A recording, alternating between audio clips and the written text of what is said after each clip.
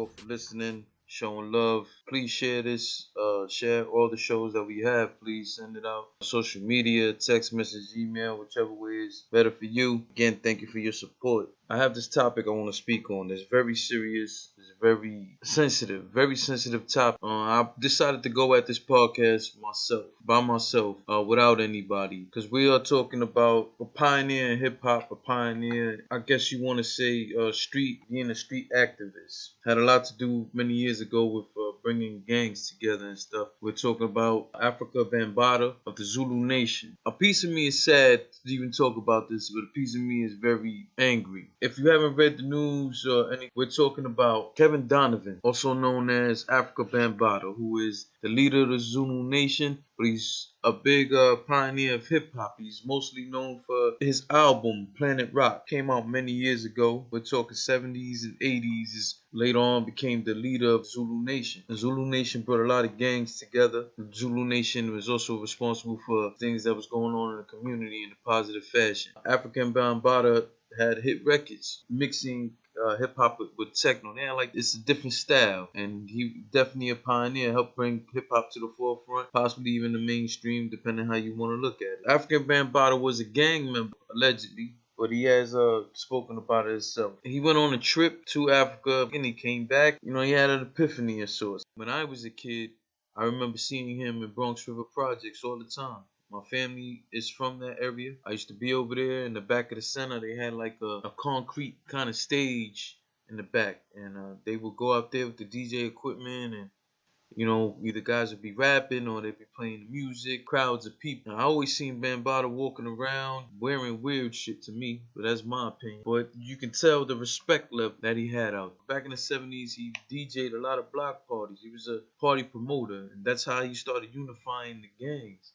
Through hip-hop, through graffiti, through breakdance. In the 80s, later on, his records were just exploding everywhere. Everyone was partying to his records. I remember seeing him in the 90s. Right now, he's being accused of sexually abusing a former member of the Zulu Nation. Allegedly, at the time, was a teenager. He said he met Afrika Bambaataa when he was about 12 or 13 years old. Ronald Savage. So his claim is in the 80s that Bambaataa allegedly had sexual interactions. Now, this is the part that just gets me upset because I try to figure out for the life. What kind of, and again, this is allegedly, and I'm not saying that he actually did this. Because again, if you listen to the podcast that I put out about the 5 kids from Brooklyn, you understand my theory on everything is, man, we got to do the due diligence. We got to take the time to find out what's up, what's going on, what are people saying, what is fact, what is fiction. You can't just run out there just blaming people for stuff. You can't go out there ruining lives over accusations. It's not fair, and it's not fair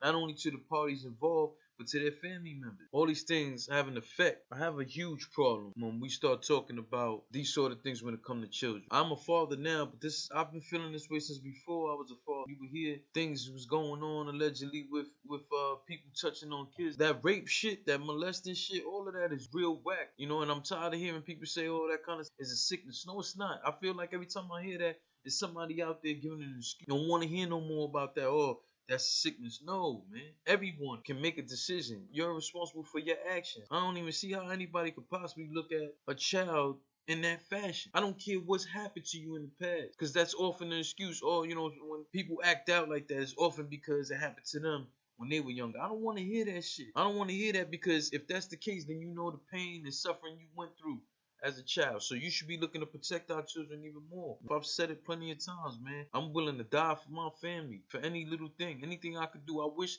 I could take some of my family's pain and take it upon myself just so their day is better. I wish for many years that I could have taken my mother's pain away so she didn't have to go through what she's going through. So imagine how I feel when it comes to children, and this includes children that aren't even mine, that aren't even related to me. How can you? When you look at these kids in their face and they talking to you, they're always looking to you straight in your eyes for your guidance, for your love, for your compassion, for your protection. So how can we steer them wrong or make them feel so comfortable and turn around and do something like that? There's no coming back from that. So again, I'm not saying he actually did it. I'm just saying how I feel about this topic in general with it, and we could take the names out. Just how I feel when it comes to stuff like this in children. Not with it, man. In my opinion, was these rapists, these child molesters, these snitches Put them all on the island and burn them slow. That's the way I feel about it. I'm not advocating anyone try anything like that. I'm saying that's how I feel. We're supposed to provide and protect for our children. To have them go through something like that, how do they ever get a chance at life after that? Because how are they supposed to ever know who they really are or who to trust? You don't believe me? Look at your child. Look at your nephew or niece or your godchild or your friend's children. And when you start talking to them about things, even if you're scolding them or whatever it is, you will always see that look in their eye. They're looking at you. They're trying to take from you what you're giving to them, the knowledge, the safety, the compassion. Man, they looking to you for that. That's what we're here to do. You hear people say all the time, it takes a village to raise a child. Now that's debatable, but the moral of the story is that they are looking for that, and it is our job to do all we can to protect them from all this kind of stuff and worse. There is worse. Back to the subject. Ronald Savage is now a 50-year-old man who claims that this happened to him when he was a teenager. Let's talk a little bit about him. You know, he wrote a book in 2014. He published himself entitled Impulse, Urges, and Fantasies. That title alone says a lot. Once I read that, I was like, yo, in this particular book, he speaks about being a victim, a sexual assault. But the way he wrote it, he went under his Zulu Nation moniker, which was Beastinger, which he claims was given to him by a Zulu Nation member. Beastinger, I don't know what he actually calls himself now. After all of this, he still went on to have a career in music, in the music industry, not necessarily as a performer. I want to say he was a manager of sorts, or maybe an A&R. But one of the biggest projects that he had something to do with was by a rap group by the name of Snap. The song that they had out was called I Got the Power. Now, if you remember back in the 90s, if you're from the 90s or even now, I'm positive you could go on YouTube and everything, pull up I Got the Power. Let me tell you something. Whenever I Got the Power was playing, first of all, it seemed like it was playing on every station, always at the same time. That's the way it. But if you listen to I Got the Power, it has a lot of energy to it. You could tell the Afrika Bambaataa kind of behind the track. I don't know if he had involvement with it, but you could see his influence on the artists or the creators of the record. It has a lot of energy to the record, man. You know, I remember back in the day, everybody screaming, I got the power. It was a dope record. It is what it is. It was the #1 record around the world. He also went on to work with Showbiz and AG, Dougie Fresh. And then later on, he created the United Coalition Association. But he became a Democratic politician. When he created the United Coalition Association, it was meant to better his immediate community. Some of his accomplishments had a lot to do with the safety of children in the plague. He wanted to make sure there was no beer bottles, broken glass, crack, heroin needles. He was also responsible for the speed bumps in the school zone. Now just think about it, man.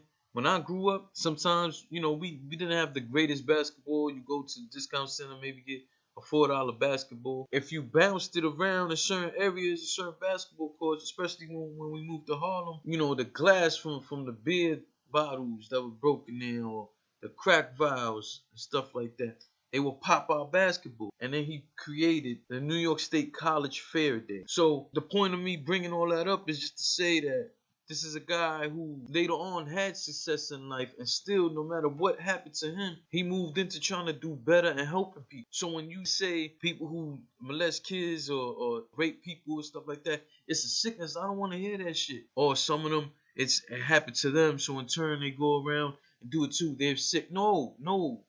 Let's stop all that. Because this is another example of a guy who went through some things in his life and still turning around in a positive fashion to help our youth. He understood the pain that he's gone through himself. To my understanding, he is a single father right now with 3 children, which are teenagers, in which he has custody of. That's saying a lot. And still be able to turn around and do the things he's done for his community after allegedly going through what he's going through. Now, I don't want to be just 1,000% going at Afrika Bambaataa because we don't know. But what I will say is, in this last few weeks this has come out, it's been multiple people who've come out and spoken up about them having the same sort of interaction. We can go on and on about what may not be true. All right, fine. Everybody's going to have their opinion. As the story progresses, there's more and more people coming out speaking on it from the same time frame and beyond, saying how they were underage and that he did this to them. Now, you got to understand something. When you have certain people coming out and start detailing certain events, it starts sounding a certain way.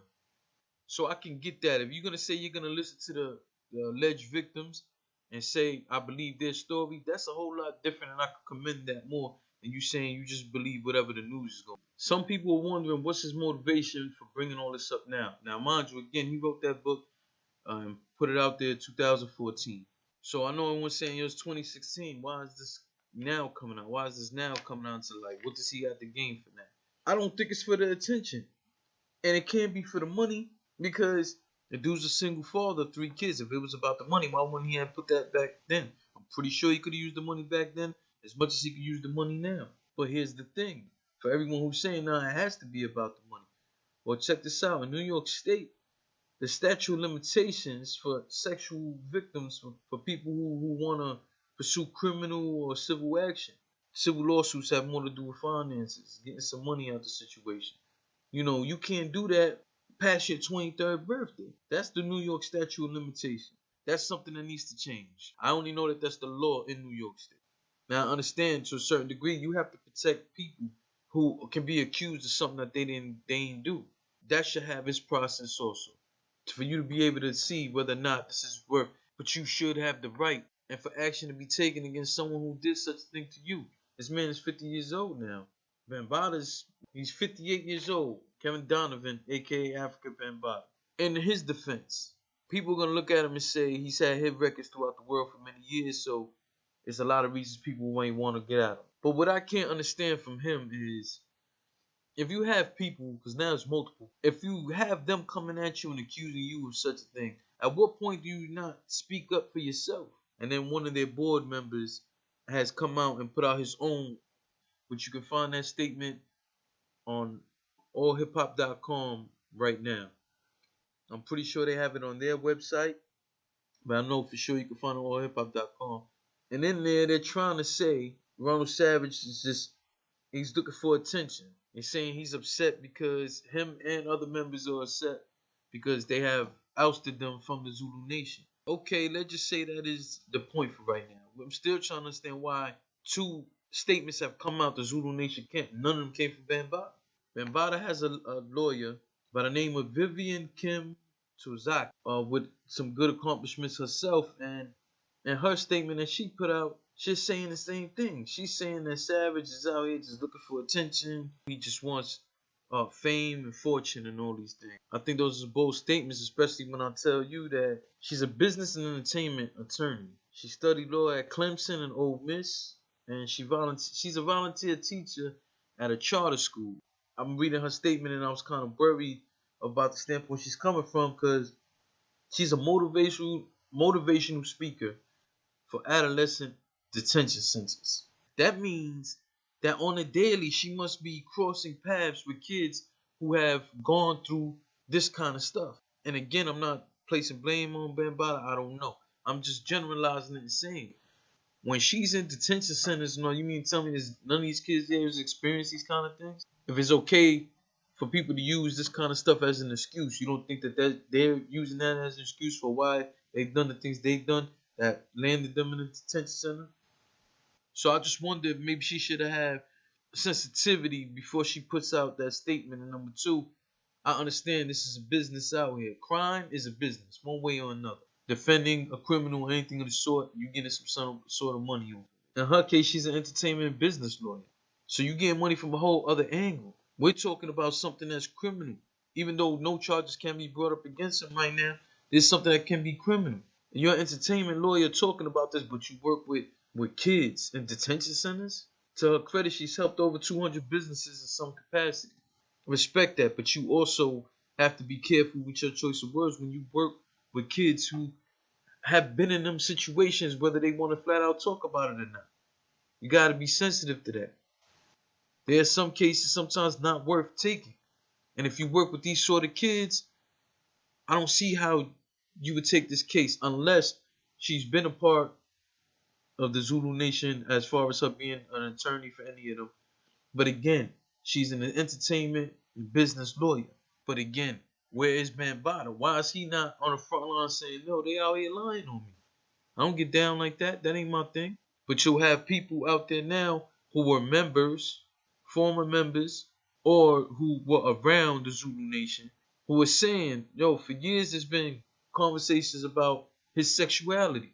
Maybe not to the extent of him having dealing sexually with minors, but that he might be gay. But all the story was really brought out to the forefront by Star of Star Buckwild fame. If you don't know who he is, you can check him out on YouTube. He has his show, has his website, Shot 97, where he broadcasts. He has in-depth interviews with some of these members, including Ronald Savage, where they talk in detail about the things that Bambaataa allegedly did to them. I couldn't keep listening to it. I'm listening to some of it, and it's graphic details. I'm gonna warn you right now. You go to shot97.com and look it up, or you can go to YouTube and look it up. They have an interview also with a guy named Pop, who allegedly is a victim himself, has interactions with high-ranking Zulu Nation members as far as conversations, and he details his story and says that there are multiple Zulu Nation members who are aware of what's been going on. You can't judge a book by its cover. You never know who's capable of what. The people out there who claim to be family members and all, this is uncle, this person, this aunt, this person, and they run around doing these things to kids who are out here just trusting them.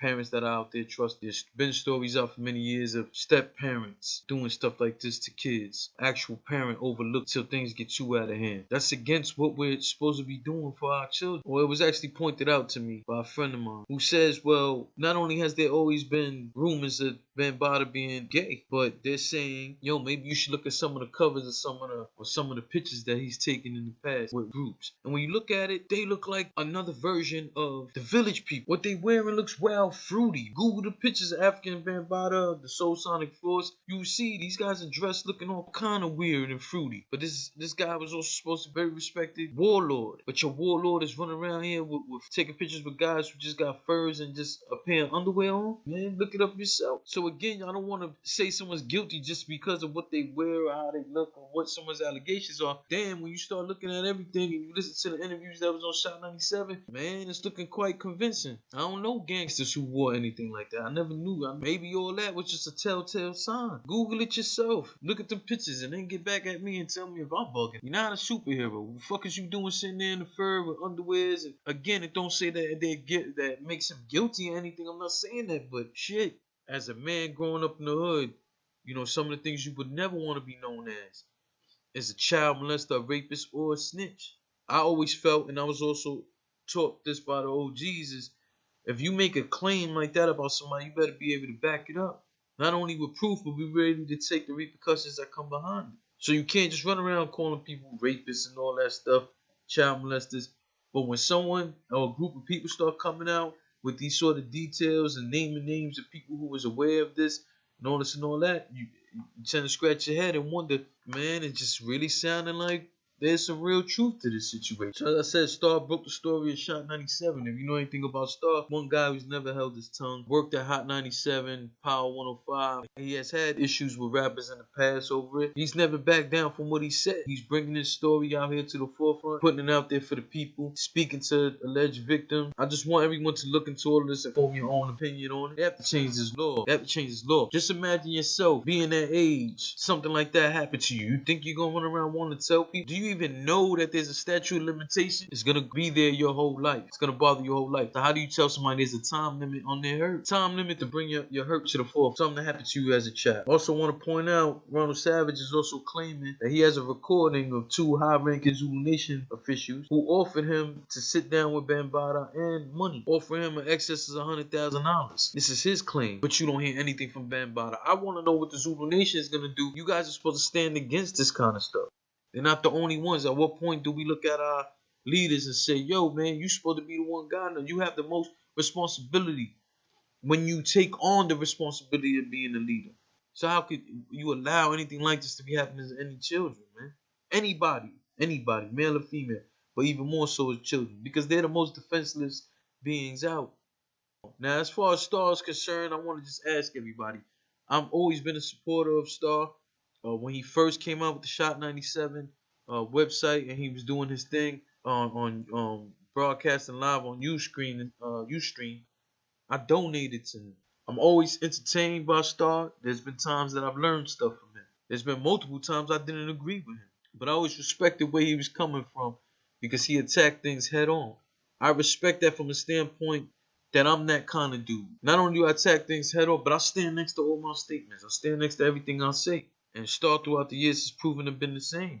The fact that he's still pushing on with this and he's come up with the interviews he have talking to the victims and stuff. Some of these victims have put their name out there, some of them haven't, for the obvious reasons.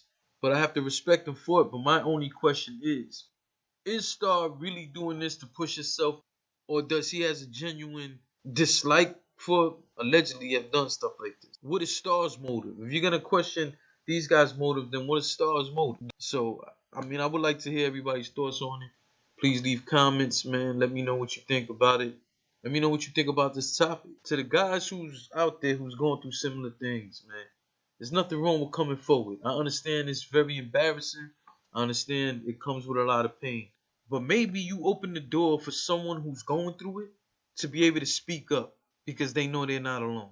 Maybe there's somebody out there right now going through it and they don't know how to put a stop to the situation because they don't know who else to turn to. And how many times do people unfortunately shrug off their children or younger children when things like this are being told to them? If you speak up, maybe you get that confidence to that kid who's starting to go through it, to have someone, number one, to turn to who will believe them, and number two, have somebody who can guide them through this process of healing. Because I know there's millions of guys who's been through this, but and the embarrassment and the hurt won't allow them to. The ridicule, I'm pretty sure, is never ending. It's our job, man. Provide and protect. Again, I want to thank everybody for listening, man. When you see your kids, just give them the biggest hug, the biggest kiss, and let's all pray to God together that our children don't go through it. Please follow, subscribe, comment. Most of all, please share it. Send it out there. Post it on your Facebooks, Instagram, your Twitter, whatever you have out there is appreciated. But let's get this out there. And again, I think that we have to find a way for us to be able to speak to some of these politicians or presidents or, whatever, to get this law just broken up, man. This is not cool. This is not the way we need to go for our future, for our children. Again, thank you for rocking with the Street Wolf. It's Jlegend Effect.